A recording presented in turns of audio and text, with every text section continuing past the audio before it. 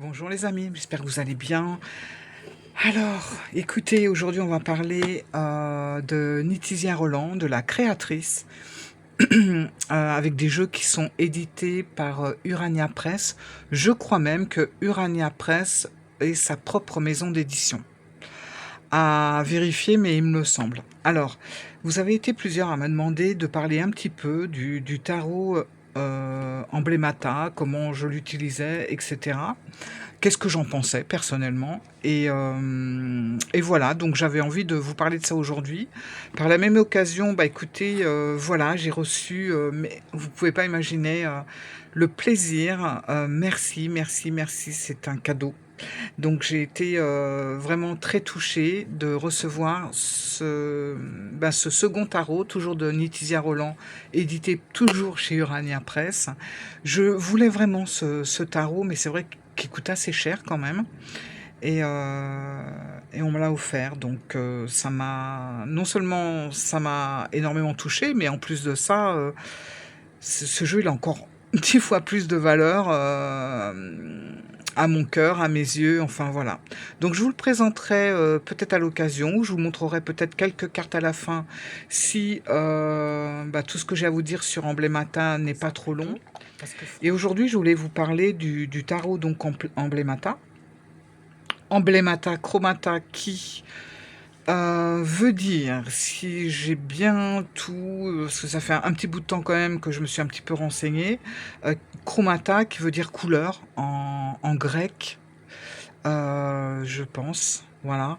Parce que vous avez également le tarot emblémata en noir et or. C'est une beauté. Vraiment une beauté, malheureusement, pour le trouver, il est compliqué.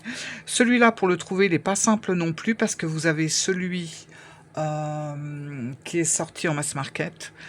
Donc je l'ai acheté également, je l'ai pas là. Alors, si je l'ai, attendez. J'ai pas la boîte, par contre, du mass market, parce qu'elle est un petit peu plus grande. Mais bon, je vais vous le montrer. Hop.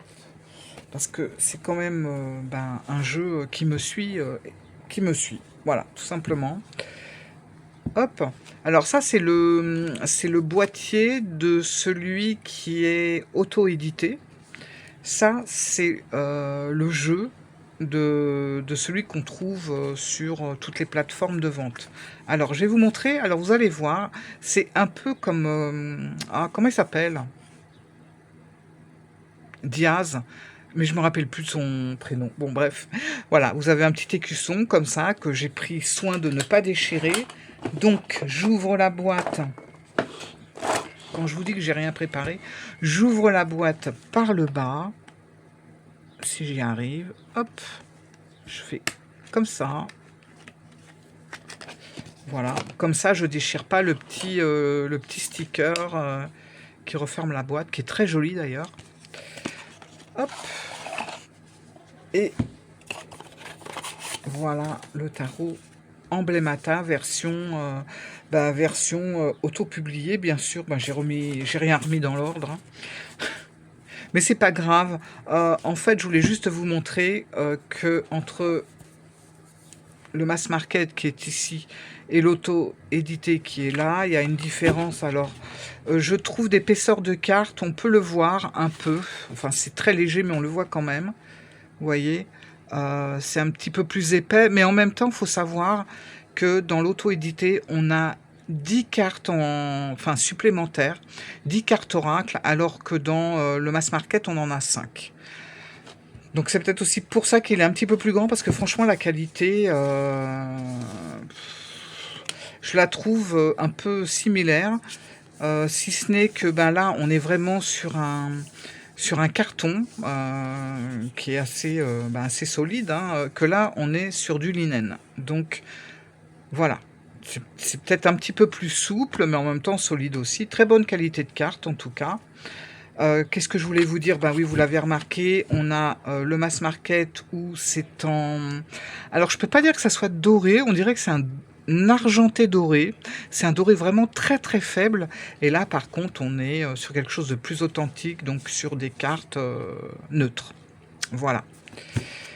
Sur l'auto-édité, on a un petit carnet qui, ma foi, est vraiment pas mal. voilà, qui nous parle de l'essentiel. Hop, moi je vais vous parler plutôt de du mass market parce que bah, c'est celui qu'on trouve le plus en fait. Celui-là c'est plus compliqué maintenant.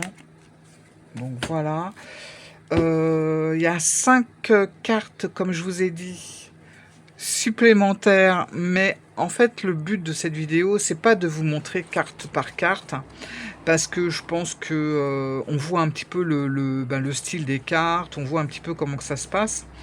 C'est surtout pour vous parler un petit peu de comment je l'utilise et tout ce qui peut, enfin, ce que je ressens de ce jeu. Est-ce que c'est, est-ce qu'on s'y retrouve? Est-ce que c'est pas trop compliqué? Bon, moi, de toute façon, vous le savez, j'aime beaucoup les jeux symboliques. Donc, quand il suffit de chercher un petit peu et puis de deviner un petit peu, de décortiquer ce qu'il en est, ben voilà, ça me fait plaisir. Mais c'est vraiment un jeu qui mérite vraiment qu'on s'y attarde, pardon, car ben, je trouve qu'il sort des codes habituels du Rider-Waite-Smith. Et pourtant, c'est un Rider-Waite-Smith. Mais je trouve que, en fait, il a cette structure du Rider, mais on va le travailler un petit peu comme un Marseille. Alors, je m'explique par rapport à ça, c'est-à-dire que bah, toutes les cartes ont une illustration, il n'y a pas de problème, mais c'est des illustrations qui vont nous faire travailler, puisque on va avoir juste, c'est même pas des scènes en fait, c'est des symboles, voilà, tout simplement. Et alors, c'est pas forcément un jeu que je vais conseiller à quelqu'un qui n'a jamais vraiment travaillé le Rider-Waite-Smith parce que petit papier d'Arménie, parce que ben c'est vrai que ça peut pas mal aider de s'y retrouver. Vous voyez, bon, le diable, voilà, le cavalier de bâton, ça peut ne pas forcément vraiment parler. L'as de pentacle, mais qu'est-ce que je pourrais vous montrer par exemple? Bon, le soleil, on s'y retrouve. Là, ben, on voit un bateau. Donc, vous savez que dans le Rider-Waite-Smith, vous avez cette fameuse carte de transition où on voit une femme, un homme et... enfin, non, une femme, un enfant et un homme qui rament pour emmener bah, justement cette femme et cet enfant sur l'autre rive. Bon, bah voilà, c'est cette carte-là. Vous voyez, la carte du monde qui est très épurée, très vide, et je trouve que c'est magnifique parce que justement, c'est là que le côté Marseille va intervenir dans le sens où, vous savez, le Marseille, je peux vous en parler parce que franchement, ça fait des années que j'essaye, mais qu'à chaque fois, ça le fait pas. Mais ce que j'aime bien dans le Marseille, j'avoue quand même si je retiens pas du tout les mineurs, c'est que ça laisse vraiment notre imagination. Une fois qu'on connaît la carte, par exemple, je sais pas, la carte euh, du 5 de coupe dans le Marseille, une fois que vous avez capté le truc et tout ça, il y a tellement, c'est tellement large au niveau de pas au niveau de l'illustration justement, mais au niveau de l'imagination que ça va nous procurer, que finalement, ça, on n'a pas de limite. Il n'y a pas de cadre, il n'y a pas de limite. Donc, on a une base, le 5 de coupe, et puis après, bah, c'est tout ce qu'il va y avoir autour au niveau de la question posée de la personne ou tout simplement de ce que nous, on se pose, une problématique ou un questionnement, peu importe. On a une base et finalement, ça va nous faire réfléchir énormément et on va avoir... en fait, moi, je sais que ça m'emmène vers je peux écrire 10 pages sur une carte, rien qu'avec un monde, voilà, comme ça. Ça va m'évoquer énormément de choses. Je vais partir, je vais faire des envolées, mais d'écriture incroyables, et je vais partir super loin par rapport à la base, à un dessin qui est plutôt assez épuré. Et ça va me le faire sur toutes les cartes. Et c'est en ça que je trouve ce jeu très riche, c'est que, voilà, le 4 de coupe. On a une espèce de main céleste là qui sort d'un nuage qui montre un personnage. un personnage qui n'a pas l'air de regarder la main d'ailleurs, mais plutôt de regarder en bas. Et ben rien que ça, si on a déjà une base du 4 de coupe, on peut imaginer énormément de choses. Et c'est en ça que je trouve ce jeu très très riche. Alors si vous aimez les jeux ultra chargés, ou vous avez du mal par exemple à vous perdre au niveau de l'imagination sur des cartes un peu épurées et sans savoir le Rider-Waite-Smith, ça peut être un peu compliqué. Mais tout est faisable hein, de toute façon. Mais si vous aimez vraiment vous perdre sur une carte et que vous avez des petites bases du Rider, vous allez voir, c'est une mine d'or. Et en plus, c'est un jeu que je trouve très mystérieux. Comme j'avais dit une fois, alors je vais vous montrer, je vais sortir le livre. Hop. Alors non, il est où? Il est là. Là, moi, c'est vrai que je suis avec le mass market parce que j'ai pas trop envie pour l'instant d'abîmer l'auto-publié. Ça fait le même effet, surtout que moi, j'ai enlevé les cartes supplémentaires parce que pour l'instant, j'ai besoin d'apprendre que le tarot. Voilà, les cartes supplémentaires, je verrai après. Je les exclus pas du jeu, mais pour l'instant, c'est bien assez avec les 78 cartes comme ça. Voilà. Ce que je fais, on a dans le mass market, on a un beau livre. Alors, il est en anglais. Je ne sais pas s'il sera publié un jour parce que c'est vrai que Nitasia, elle a jusqu'à présent jamais publié en français. Maintenant, elle a sa maison d'édition. Est-ce qu'elle le fera? Je ne sais pas. Donc, du coup, moi, ce que je fais, je prends mon emblémata. Déjà, je l'ai découvert. J'ai cherché, j'ai regardé, j'ai essayé de comprendre. Regardez, cette impératrice. Dans le premier... Enfin, quand on regarde comme ça, mais on se dit, mais quelle... voilà. Où est l'impératrice dans cette carte? Alors, tout ce que je vais vous dire, moi, c'est ma propre imagination pour vous montrer un peu comment je fais le truc. Après, vous allez en avoir une à vous, ou vous allez vous-même penser à autre chose. Mais moi, c'est comme ça que je travaille mes cartes, en fait. Je regarde déjà. Voilà. Ok, c'est l'impératrice. Qu'est-ce qu'on y retrouve? La flèche, donc ça va être... on voit pour moi, elle a été tirée. Elle traverse complètement la carte de gauche à droite, horizontalement. Pour moi, la flèche, c'est le symbole de l'intention. C'est le focus, le désir qu'on projette vers un objectif. C'est comme ça que je vois cette carte-là.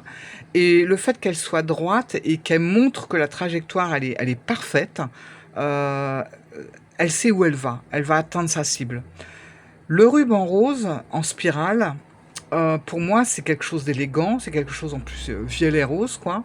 Il s'enroule harmonieusement tout autour de la flèche. Donc, en plus, c'est quelque chose qui est écrit. Alors, c'est en latin, je pourrais pas vous dire. Mais en tout cas, le ruban, je trouve qu'il adoucit la dureté de la flèche, qui est très décidée et se dirige vers la droite. En résumé, pour moi cette carte, elle me dit que, excusez-moi, elle me dit que c'est le feu vert. Voilà, c'est le feu vert pour la création. Si par exemple on a un projet artistique, un projet professionnel, un projet personnel, bref, peu importe, c'est le moment idéal pour se lancer. Voilà, la période là, elle est fertile, faut y aller. C'est comme ça que je vais voir ce genre de carte. Par exemple, il y a une carte, alors je ne vous ai pas dit, mais vous avez une phrase en latin et en dessous, vous avez une phrase en anglais. Alors, je vous avouerai, je pense que certaines phrases, pardon, c'est du vieil anglais. J'ai beaucoup de mal à traduire, voilà. Là, pour le coup, il y a marqué... en gros, elle obtient tout ce qu'elle désire. Voilà, ça va être un petit peu ça. Et sur toutes les cartes, vous allez avoir... mais je suis trouble, on dirait. Bon. Bref, vous allez avoir une phrase en latin, une phrase en vieil anglais, j'ai envie de dire. Mais bon, à la limite, c'est pas ça qui va nous guider. Enfin, moi, je m'en sers pratiquement pas des phrases. C'est pas du tout ce qui va me guider, mais c'est plutôt l'imagerie, quoi. Regardez le 10 de coupe. Bon, on a l'arc-en-ciel, OK. Mais je vais vous montrer une carte. Alors, elle est archi simple, mais je l'adore. Alors, celle-là aussi, je l'adore. Le 4 d'épée. On sait que les épées, souvent, c'est le conflit, et voilà. Là, on a vraiment une carte de protection. Toutes les épées sont tournées vers l'extérieur et on sent que le lapin, voilà, je vois ça comme un lapin, est protégé par les épées. Alors, il faut pas rester figé non plus sur ce qu'on connaît du Rider-Waite-Smith. Parce que ça met des limites, et ça, je trouve que justement, c'est tout le contraire dans ce jeu. Il y a aucune limite, il y a aucun cadre, donc il faut pas se limiter avec le Rider-Waite-Smith. Le Rider, il va nous donner, le starter et après c'est notre imagination et le dessin qui va nous emmener sur quelque chose de beaucoup plus, lointain. Je vais vous montrer une carte complètement, superbe. Regardez les dos, les grosses fleurs de lys comme ça, j'adore. En vert en plus. Je vais vous montrer une carte que j'adore, mais alors, elle est d'une simplicité incroyable. Si je la retrouve, hop. C'est la roue de fortune. Voilà. Cette carte, je la trouve archi simple. Au début, quand j'ai regardé les cartes, j'ai dit, bon, ouais, ok, bon, c'est un labyrinthe, d'accord. Mais où ça va me mener, en fait, c'est le cas de le dire. Et finalement, j'ai commencé à regarder la carte. Je me suis un petit peu perdue dans ce labyrinthe.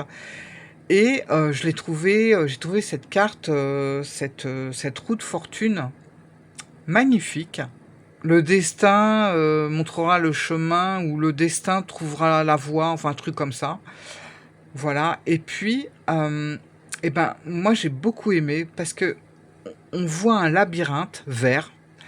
Le dessin il représente vraiment quelque chose de circulaire. C'est un tracé parfait. Le labyrinthe, en fait, ce que j'ai beaucoup aimé, c'est une métaphore, bien sûr, tout simplement de la vie. Et j'ai trouvé que c'était vachement bien représenté. Parfois, on a l'impression de tourner en rond dans notre vie. Parfois, on s'éloigne de notre but. Parfois, on a l'impression de reculer aussi. Ou alors,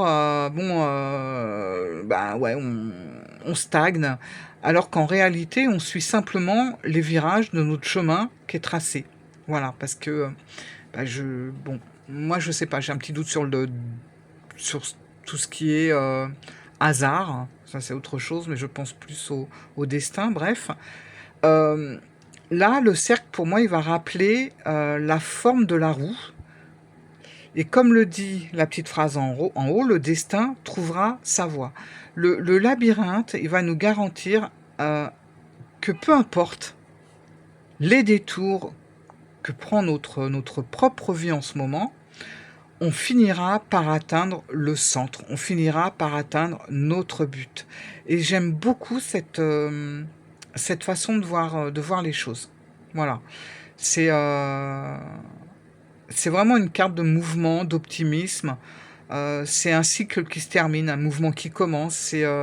On traverse une période de stagnation, justement, une difficulté, et la roue, elle tourne. Les opportunités inattendues vont se présenter. Voilà. Et moi, je trouve que c'est vachement bien expliqué.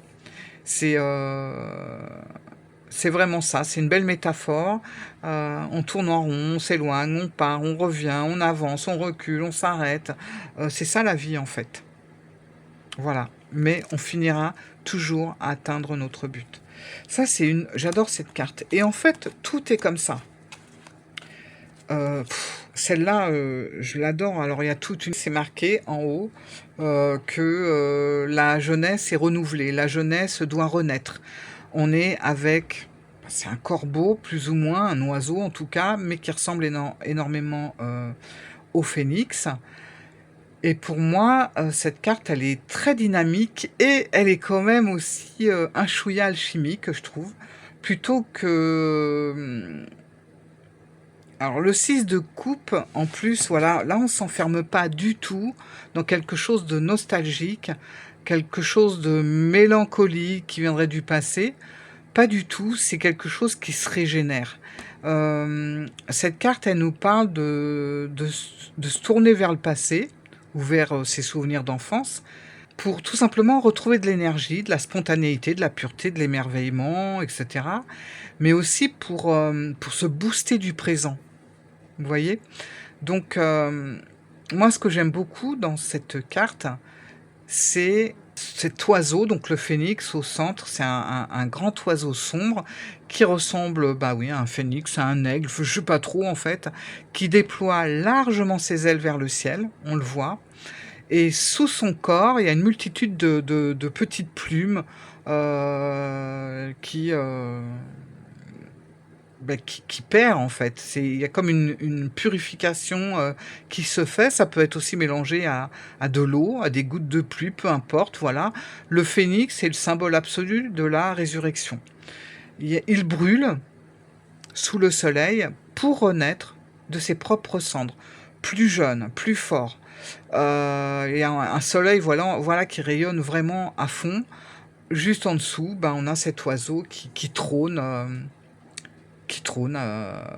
Voilà. Ah ouais, alors le soleil, vous voyez, il a un visage humain aussi. Mais pour moi, cette carte, en fait, elle signifie tout simplement qu'on a peut-être besoin de regarder en arrière, de renouer avec ce qui nous faisait vibrer avant, et puis aussi de soigner des blessures anciennes, hein, bien sûr. Mais le passé, il frappe à la porte, mais plus pour nous apporter un cadeau que pour nous apporter de la nostalgie. Moi, je le vois comme ça, ce 9 de coupe. C'est comme ça que je l'ai travaillé, en fait. Et il y a énormément de cartes comme ça, où celle-là, ben, franchement, le 6 de bâton, c'est quand même incroyable. Alors, c'est un 6 de bâton, et c'est marrant parce que c'est une épée, en fait, qui est renversée. Et à la base, on a une structure un petit peu comme ça, où on distingue une poignée d'épée, voilà, toute décorée, etc. Elle est pointée, bah, le manche est pointé vers le bas. Et je trouve que ça symbolise aussi que bah, on pose les armes en fait. C'est fini. Euh, le combat est terminé. La bataille est terminée, elle est gagnée. Voilà. Et ce tronc palmier, moi je l'appelle comme ça, le tronc palmier, j'appelle cette carte le tronc palmier triomphant. C'est la carte de l'épée, vous voyez, qui semble jaillir d'un magnifique palmier, en fait. Les branches, elles s'élèvent et elles se courbent aussi vers l'extérieur. Elles sont très symétriques et on a justement sur ces 6 palmes, on a des espèces de couronnes d'or.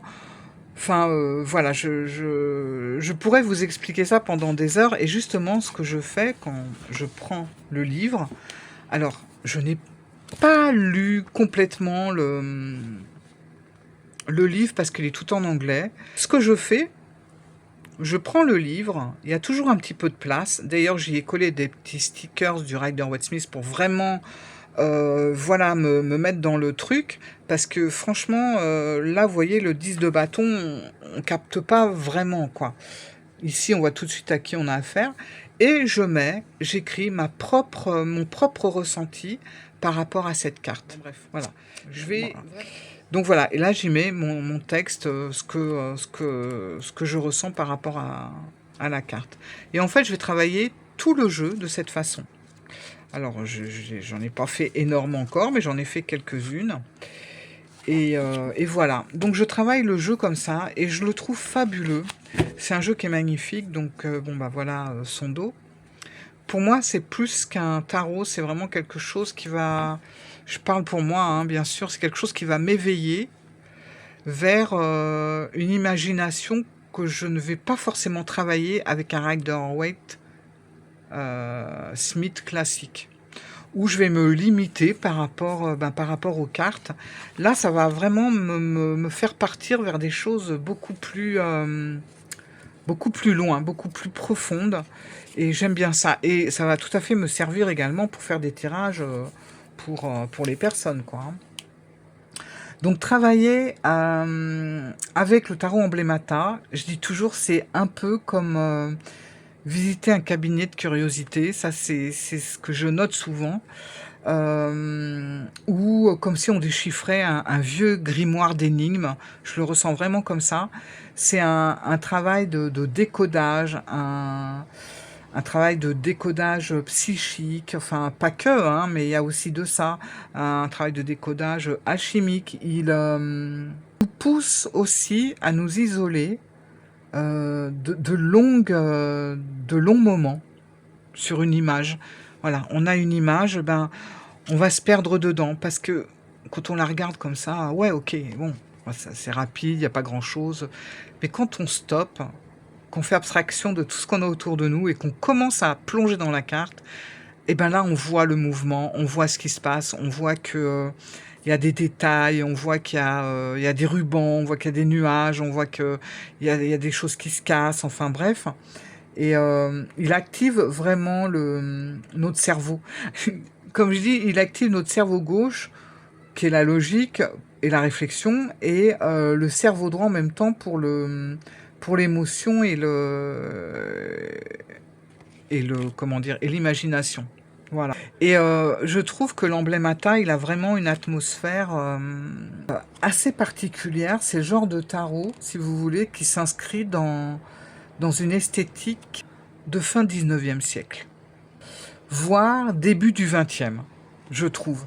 Vous savez, c'est l'âge des grands secrets ésotériques. C'était cette époque où les occultistes, quoi, qui se retrouvaient, et qui passaient des nuits à, à discuter dans des bibliothèques un peu sombres, à fouiller dans des vieux traités, des vieux traités de Renaissance, des vieux livres, des vieux grimoires, et à traduire du latin aussi, parce que ça c'est vraiment typique de cette époque, à décoder des symboles, comprendre les mystères, et pour comprendre les mystères de la vie. C'est comme ça que je ressens ce jeu. Il y a tout ce côté très mystérieux qui ressort, et vous voyez ça, je le trouve vraiment, vraiment très comme ça, contrairement à d'autres jeux où je pourrais avoir cette sensation, mais on va pas autant en profondeur. C'est vraiment le jeu occulte dans toute sa splendeur. Voilà, j'aime beaucoup ce style. Voilà. Donc l'emblémata, voilà, je voulais vous en parler parce que vous m'avez demandé, voilà je vous ai montré comment je travaillais avec le livre, ce que j'en pense, quand je regarde une image, comment je me libère de tout ce qu'il peut y avoir autour de moi qui pourrait me limiter. C'est vraiment quelque chose il me touche en fait, il me touche, voilà. Et en plus de ça, je le répète, mais la créatrice est vraiment une femme adorable, qui discute, qui est vraiment superbe. Alors, bon, est-ce que j'enchaîne? Je vais quand même vous parler vite fait de celui-là. Et ce que j'aime aussi beaucoup, c'est que Nitasia Roland, elle a un univers qu'on ne peut pas définir. Elle va passer de l'emblémata, jeu symbolique, au sublime. Je ne pourrais absolument pas vous lire le nom parce que alors, je trouve qu'il est hyper compliqué à lire. Je vais vous le montrer. Et en fait, alors on a un petit carnet. Je vous en parlerai peut-être plus profondément, mais ce jeu-là, alors vous voyez, on est carrément sur autre chose. Carrément. Et elle a fait d'autres jeux que je pense acquérir, qui sont carrément dans un autre univers aussi. On est toujours dans un univers assez mystérieux, assez mystique, hein. Ça c'est clair, c'est quand même sa trame. Mais au niveau des cartes, on est sur un visuel complètement différent. Et sur ces autres jeux, je trouve que c'est pareil. À mon avis, c'est je trouve l'œuvre la plus ambitieuse de Nitasia Roland. Voilà. Si le tarot emblémata, il explore les emblèmes et la pensée de la Renaissance, par exemple, le sublime, lui, il va s'intéresser à quelque chose, à une idée plus... à l'histoire de l'art, voilà, tout simplement. Il est mêlé d'émerveillement, de fascination, parfois de crainte aussi. On ressent vraiment dans quelques illustrations, je ne sais pas si vous voyez bien, il y a un reflet. Oh là là, j'ai fermé les volets pour le soleil, mais il est vraiment merveilleux. En plus, le titre, que je n'arrive pas à lire du tout, ça veut dire seuil. Donc c'est des moments que l'on passe, si vous voulez, que l'on passe d'un état à un autre, où on franchit une limite. Là, vous voyez, c'est marrant, ça franchit. Vous voyez, l'emblémata, on n'a aucune limite. Là, on va la franchir, cette limite, extérieure ou intérieure, mais on va franchir une limite. Le jeu, il cherche vraiment à explorer les seuils de la conscience, les seuils des passages, les seuils des métamorphoses. C'est tellement ça, franchement. Contrairement à beaucoup de tarots artistiques, la créatrice, elle n'a pas simplement choisi de belles peintures. Elle a étudié plus de 4000 œuvres. Je ne sais pas si vous vous rendez compte, c'est énorme. 4000 œuvres qui part je crois que c'est du XVIIe siècle jusqu'au XIXe, pour les sélectionner et après les restaurer numériquement. Voilà. Et voilà comment est arrivé ce tarot. Donc on y retrouve des influences baroques, celle-là, elle est terrible, je trouve. Des influences romantiques, des influences gothiques, beaucoup de symbolique aussi. Alors c'est pareil, vous avez 2 mots sur chaque carte. Moi au début je me suis dit c'est chouette, ça va être peut-être des mots-clés parce que c'est un jeu qui n'est pas forcément simple. Alors, il y a un mot qui est en grec, encore, et un autre qui est en anglais, mais je trouve que parfois, vous voyez par exemple pour celui-là, je trouve que ça colle pas forcément. Enfin, c'est pas que ça colle pas, c'est que j'ai pas encore. Je l'ai reçu il y a quelques jours, il y a 3-4 jours, donc forcément, j'ai pas encore exploré, mais je pense qu'il demande quand même un petit peu de travail. Mais j'aime tout particulièrement que ce jeu ne cherche pas à illustrer le Rider-Waite de façon littérale. Voilà. Ça, j'adore ça. Il fonctionne comme une galerie d'art. J'ai envie de dire comme une galerie d'art initiatique. Chaque carte va proposer plusieurs niveaux de lecture. Voilà. C'est exactement ça. Il y a plusieurs niveaux de lecture. Donc forcément, si on regarde et qu'on reprend juste le mot, là, ça va pas forcément coller. Donc il y a la peinture elle-même qui va nous montrer quelque chose. Il y a l'archétype du tarot. Le thème grec, le terme grec, j'ai envie de dire, ça j'en tiens pas compte parce que je parle pas grec. Et on a ce qu'elle appelle dans son petit livret qui est ici, là, le sublime code, c'est-à-dire les formes de l'expérience du sublime. C'est encore tout un truc sur l'art, mais bon, je ne vais pas trop rentrer dans le sujet parce que j'y connais pas grand-chose déjà.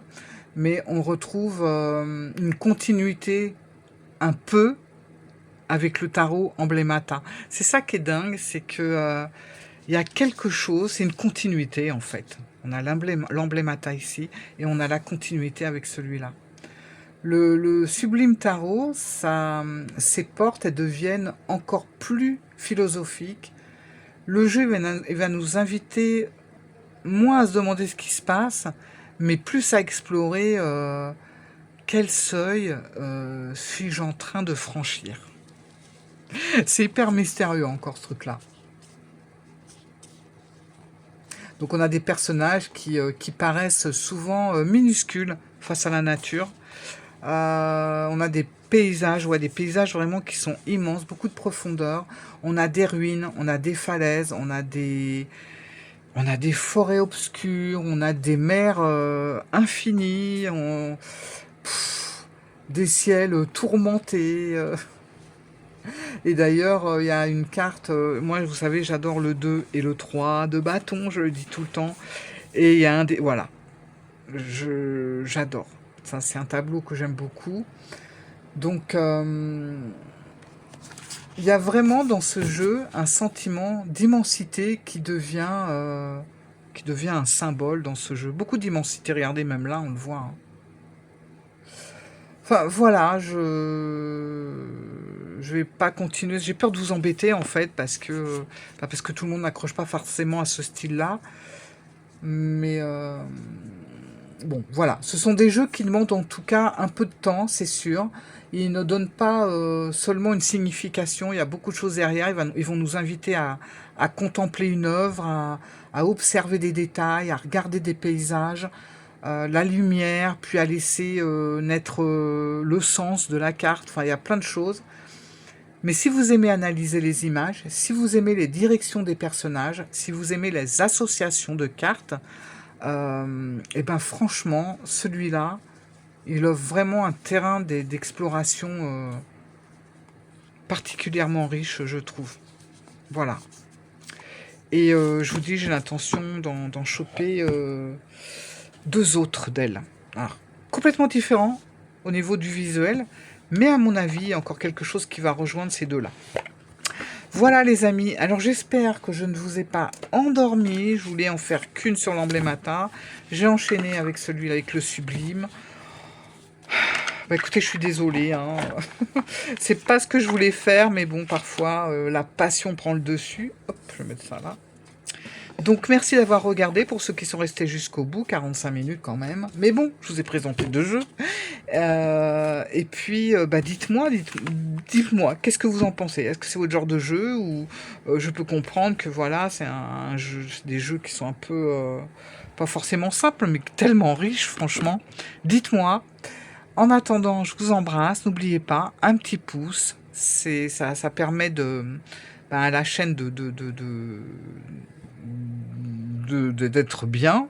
d'être bien noté par YouTube. Et puis voilà. Et puis un petit commentaire, je vous répondrai. Je vous embrasse et merci d'avoir été là